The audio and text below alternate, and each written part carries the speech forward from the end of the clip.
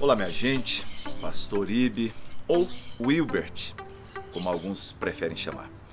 Minha gente querida, eu nesse vídeo quero trazer um assunto muito importante. Vou tentar explicar por que tem muita gente que tem uma vida pobre. Quando eu estou falando de pobreza no modo mais abrangente possível. Estou falando de pobreza financeira, mas estou falando de pobreza emocional, pobreza espiritual, pobreza de espírito. Por quê? Muitas vezes são pequenas coisas que a Bíblia foi escrita, o Evangelho foi enviado, os apóstolos foram enviados e nós nos perdemos no meio da história por influência talvez até de iluminismo, dualismo, fatalismo, enfim, essas coisas todas podem ter nos influenciado de maneira negativa e nós vivemos o Evangelho ou vivemos esse mundo muito abaixo da realidade ou do propósito do que Deus esperava. Bom, é isso que eu quero falar, então fique ligado por alguns minutos nesse vídeo. Se você gostar, compartilhe com alguém e que Deus te abençoe. Muito bem, eu quero começar lendo um texto de Filipenses. É importante entender que Filipenses, a cidade, Filipos, né? Os filipenses moravam ali, era uma cidade que era como se fosse um mini Império Romano. Tudo que tinha no Império Romano eles colocaram ali. Então se a pessoa estivesse longe, lá de Roma, ele entrava em Filipe e ele tinha ali um pouco de uma visão do que era Roma. Então era uma embaixada, vamos dizer assim, um lugar que preservava todos os valores do Império Romano. Tanto é que quem era de Filipe tinha dupla cidadania, né?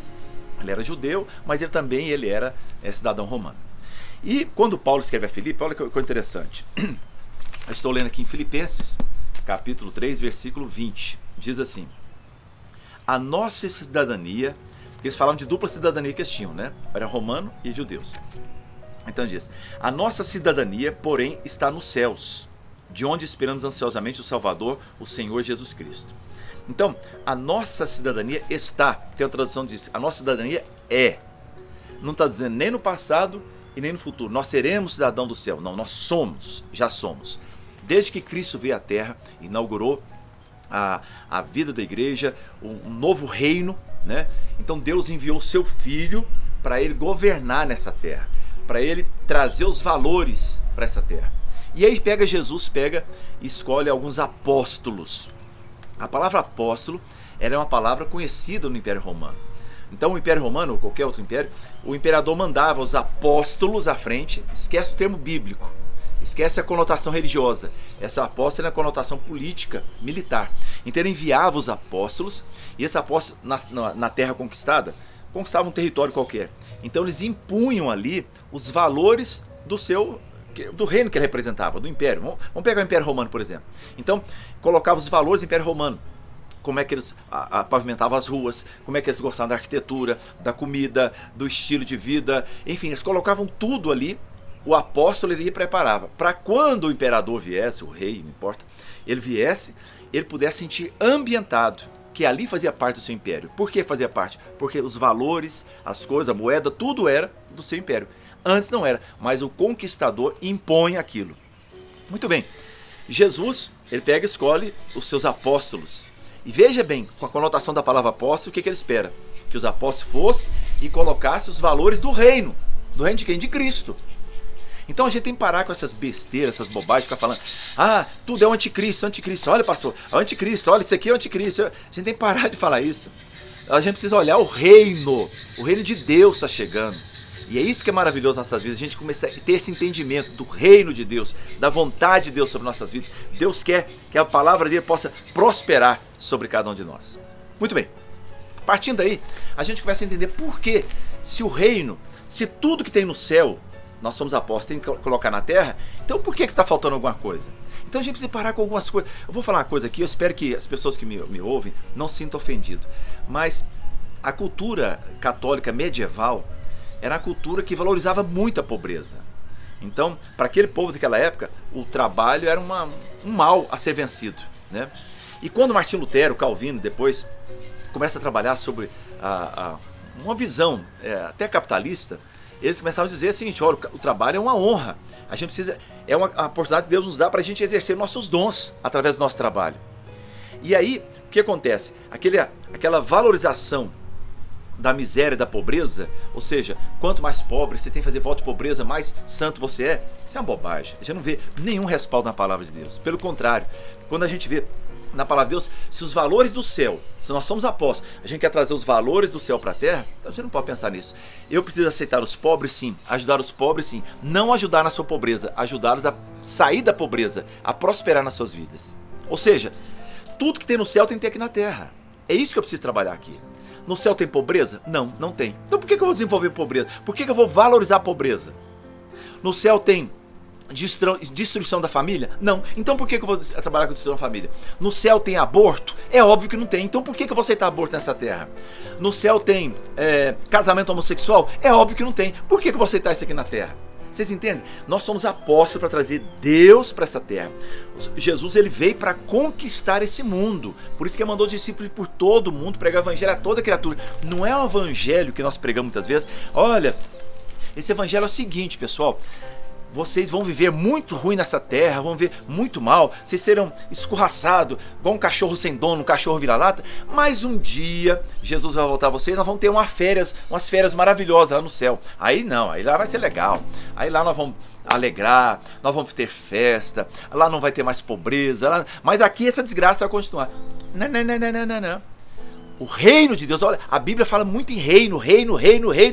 Trazer o reino, é o reino de Cristo é chegado, seja feita a sua vontade, assim na terra como no céu, é reino chegado. E reino é aqui nessa terra, queridos. Nós precisamos ser esses apóstolos que vamos implantar os valores de Deus nessa terra. E aí muita gente fica com essa mentalidade escravizada e não cresce. Por quê? Porque ele conforma. Não, porque eu preciso ser pobre, eu preciso ser miserável, nessa terra de lugar de tristeza e de angústia, eu não posso me alegrar. E vem até umas pseudos pessoas, homens ou mulheres, não importa, que são tão cheios do Espírito Santo que sempre são pessoas fechadas, não conseguem rir, não tem espírito de alegria, não tem aquela pessoa totalmente fechada. Eu olho para aquilo e falo, Deus me livre, sabe? Quando você vê na Bíblia, no Velho Testamento, principalmente, na igreja primitiva, o povo dançava. Davi dançava e saltava com todas as suas forças. As 7 festas que Deus mandou no Velho Testamento, que ele mandou separar na agenda, 6 eram festas e 1 era jejum. Nós vamos entender que Deus nos fez para nos alegrarmos nesta terra, mas a mentalidade precisa ser liberta. Porque a Bíblia diz o seguinte, assim como você pensa, você é. Então, se eu sou um cidadão do reino dos céus, vai na embaixada americana aqui em Brasília. Estou em Brasília, para quem não sabe. Vai na embaixada americana. Os carros lá não tem gol não. Pode até ter um funcionário, mas quem vem trabalhar, os funcionários americanos, não. Eles trazem carro dos Estados Unidos. São os carros maravilhosos. Os móveis lá, aqui em Brasília tem muito leilão da embaixada americana. Eu já comprei sofá, essas coisas lá.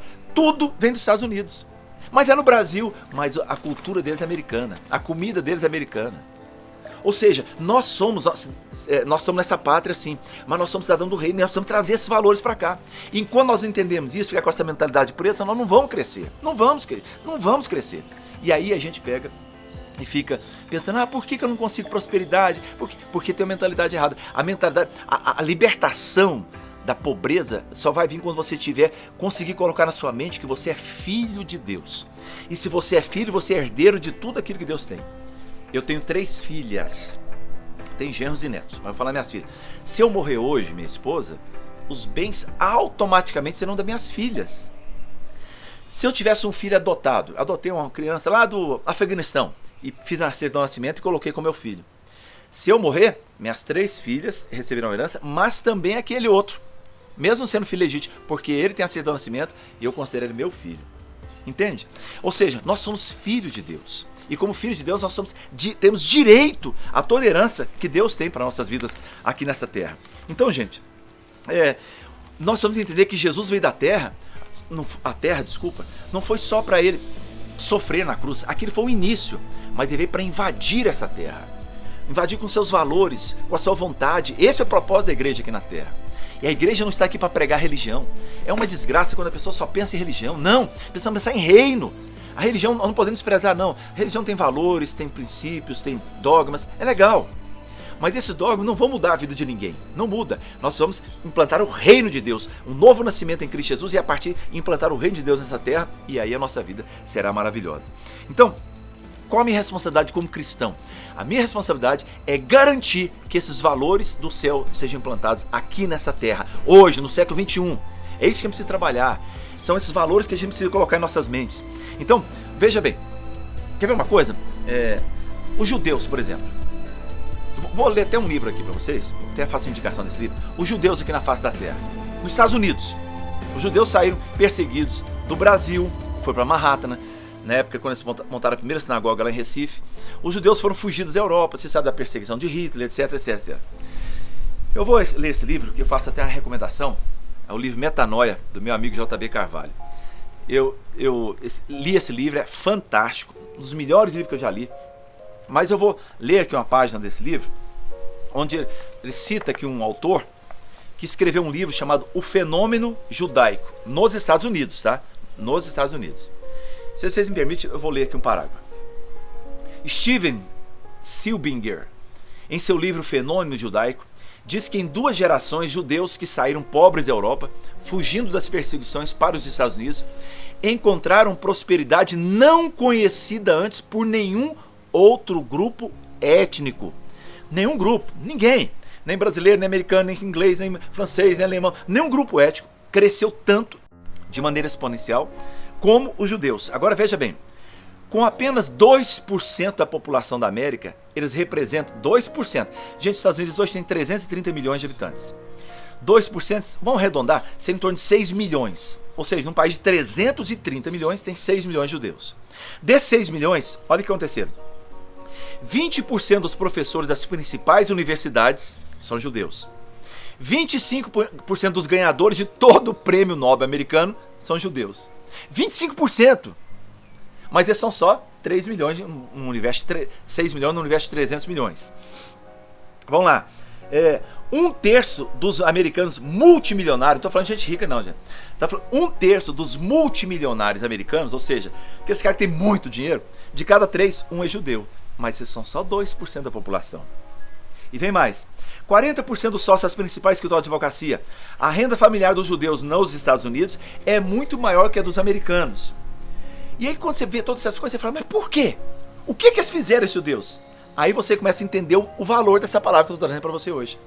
Quando você vê, o judeu ele tem uma frase que diz assim, não há Torá sem farinha. Ou seja, não há Torá é a lei, são os valores cristãos, os valores espirituais para eles. Então, não tem um Torá se não tiver farinha.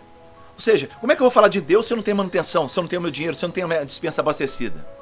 Tem mais uma frase de judeus que eu grifei aqui, diz assim, os judeus, ame a Deus com todo o seu dinheiro.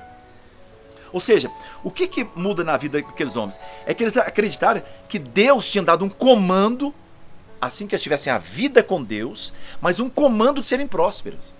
E nós muitas vezes recebemos um comando da história, vemos exemplos de pessoas que abriram mão da pobreza, da riqueza, fizeram votos de pobreza, e a gente valoriza isso. E o judeu não. O judeu é inadmissível que ele seja pobre. É inadmissível que ele não prospere na vida. E aí você vê as grandes empresas do mundo, os caras roubam deles, tiram tudo, como estou falando do nazismo, e depois de um tempo eles estão tomando conta novamente. Israel é um país tamanho do estado de Sergipe, está lá no meio daquela confusão toda, é o único país de primeiro mundo que tem lá.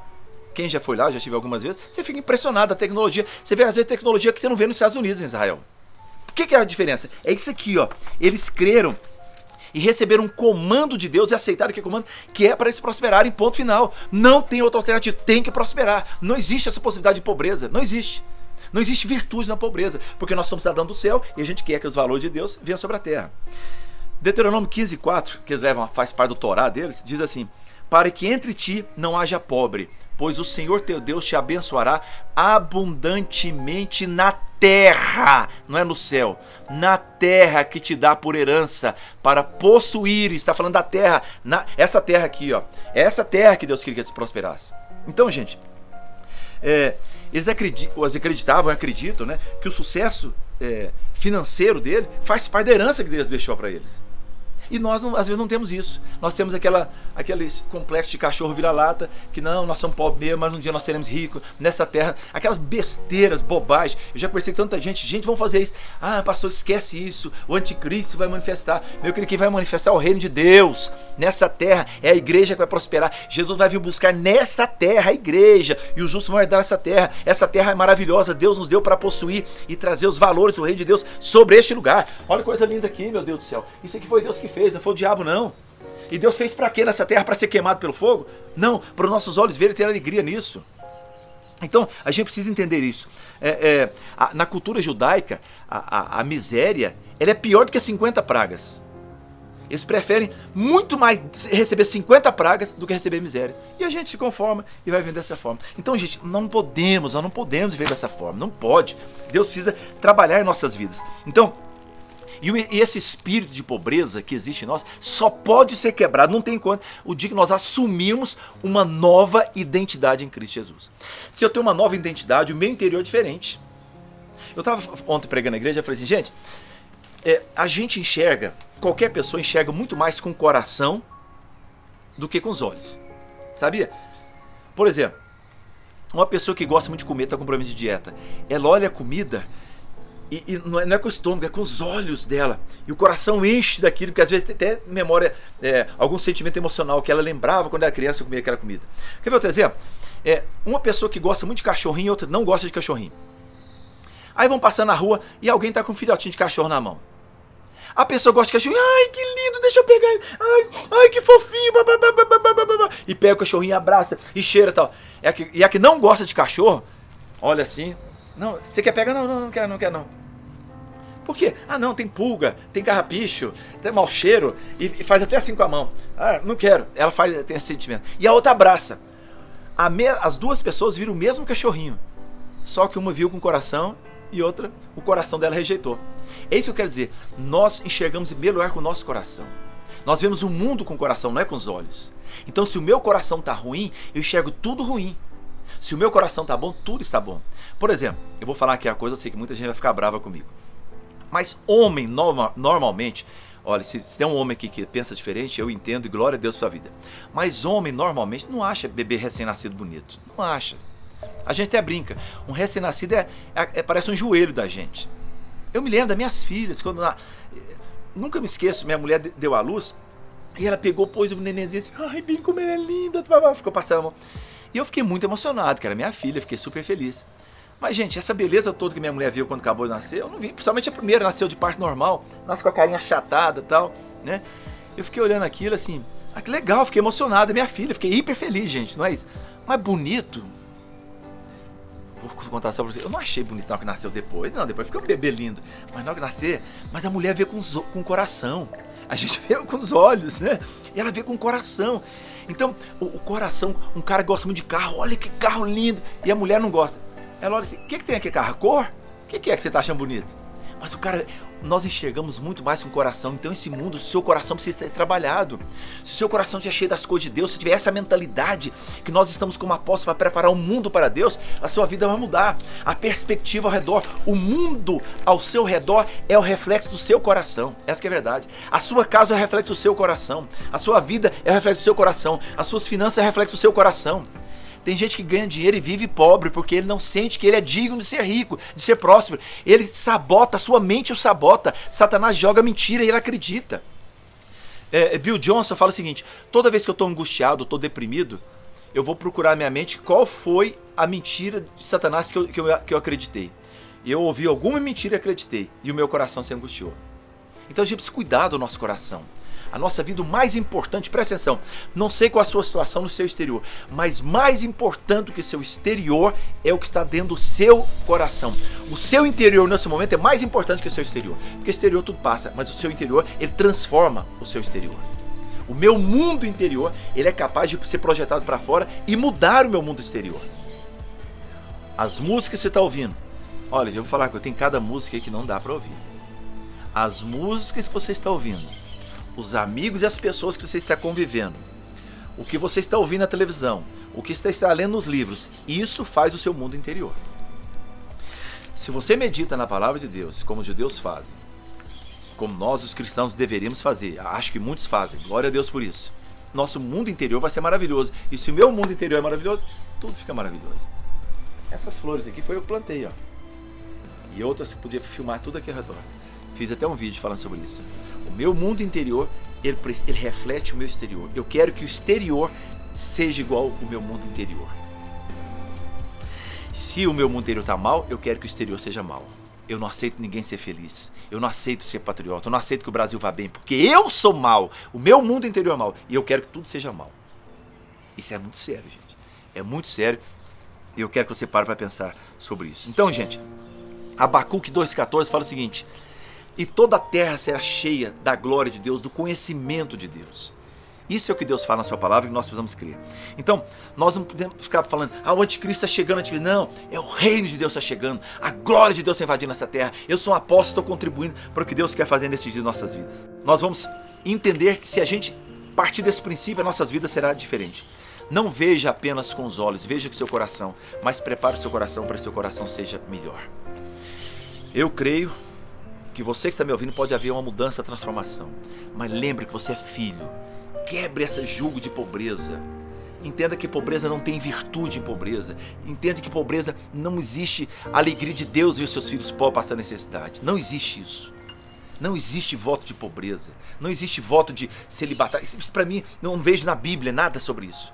Nós precisamos entender o seguinte. É do céu, pensa no céu, tem essas coisas, então eu aceito. É igual na nossa igreja. Eu vou falar uma coisa aqui, tem gente que vai me criticar. Tudo bem, eu não importa quem me critica, não. Importa o que eu creio, no meu mundo que eu vivo. Eu falo que eu vivo, o que eu vivi já. Eu tenho 62 anos e o que eu vivo. Pô, agora se você acredita, não acredita? Minha filha, quando tinha 18 anos, eu brigava com pessoas porque eu acreditava que um dia eu seria próximo. Naquela época eu não tinha um tênis para colocar. Eu andava a pé, longe, eu vim do plano piloto. Uma vez sem ter dinheiro para pagar um ônibus. Eu andava na W3 quadras e porque eu não tinha dinheiro para pagar um ônibus. Eu deixei de almoçar muitas vezes porque eu não tinha dinheiro para comprar um prato de comida. Então deixar bem claro. Mas eu cria na prosperidade. Hoje eu sou um próspero. Eu espero que vocês entendam e eu vou terminar depois com isso. Na nossa igreja, se alguém pegar a parte desse vídeo aqui e distorcer, editar, vai falar o que eu quiser. Mas você que está ouvindo tudo, você vai entender o que eu estou falando. Em nossa igreja, eu não aceito nenhum pobre em nossa igreja. Misericórdia, pastor! Deixa eu acabar de explicar. Muitos pobres devem ir para lá. Nós temos trabalho social no Jardim Gar, alimentando as pessoas. Vão os pobres para lá. Mas eu quero que você entre pobre e aprenda a ser próspero. Não quero que você permaneça na pobreza. Na nossa igreja não é lugar de gente viver em pecado. Mas eu tenho pecado. Vá para lá, Deus vai te ajudar a você a crescer. Entende o que eu quero dizer? Ou seja, a igreja, nós falamos muito, a igreja não é o fim. A igreja é o início de uma nova vida, o início de uma nova mentalidade, início de uma nova conduta, de um novo momento, de um novo patamar que Deus quer fazer você subir.